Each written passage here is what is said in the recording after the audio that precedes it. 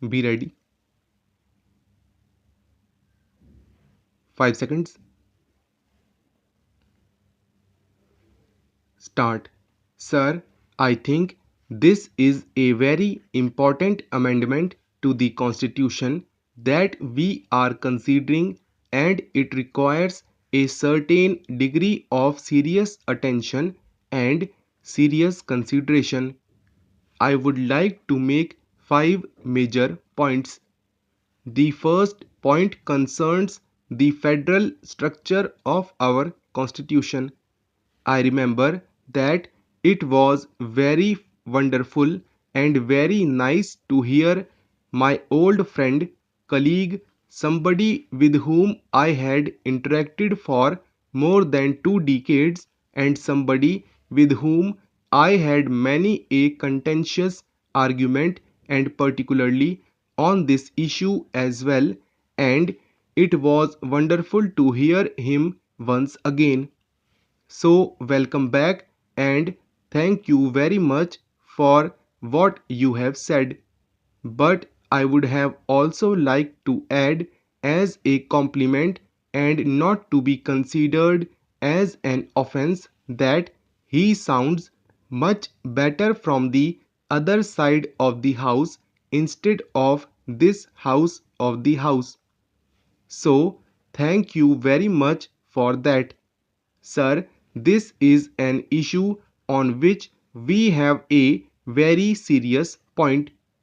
Article 1 of the Constitution of India says India, that is Bharat, is a union of states.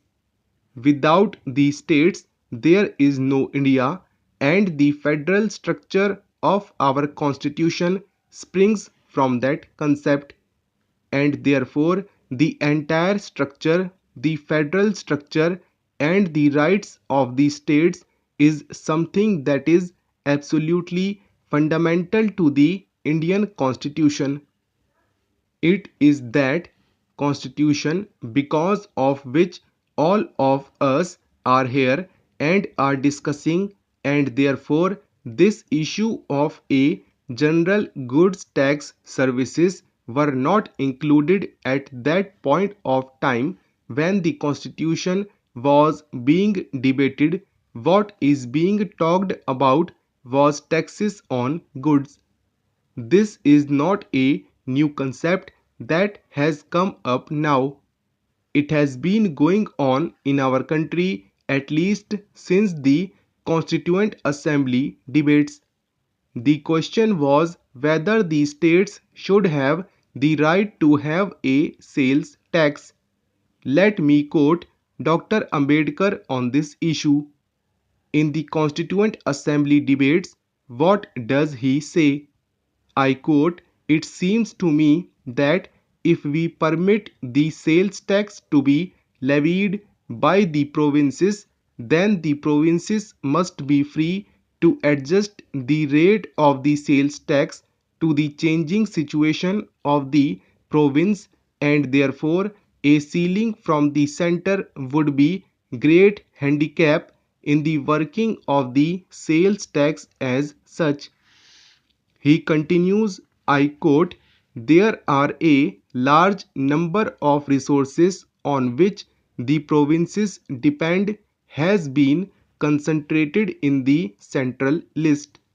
It is desirable at least to leave one important source of revenue with the provinces. Therefore, I think that the proposal to leave the sales tax in the hands of the provinces from that point of view is a very justifiable thing. This issue has been under debate since then. We introduced the VAT in our wisdom. Much of that has been encroached upon. Now the GST, bringing the services also into its ambit along with the goods, will virtually take away this right. Now the state governments, which were called the provinces then, not having any right to raise resources from whatever they would consider they are elected, they consider as important for the welfare of the people in those states that will now be prohibited. How are you going to address this issue? I myself told this to the finance minister and he said that at the time when the GST bill comes, this should be addressed, leaving some flexibility to the states. I will tell you why today you have the Kerala government from where you come, sir. The state has imposed a tax called the health tax. It is on your fast food and all these sorts of food items that increase obesity. It is a very noble thought. It has been welcomed internationally, but such rights will not exist after we enact this amendment and the bill subsequently. Take the case of the state where I come from. A tax has been imposed, a surcharge on cigarettes has been imposed to raise revenue to pay for the victims of the Sharda scam. People are being asked to pay for the victims of the Sharda scam. Whatever be that issue, that is a separate issue. Such rights do not exist in case of national calamities.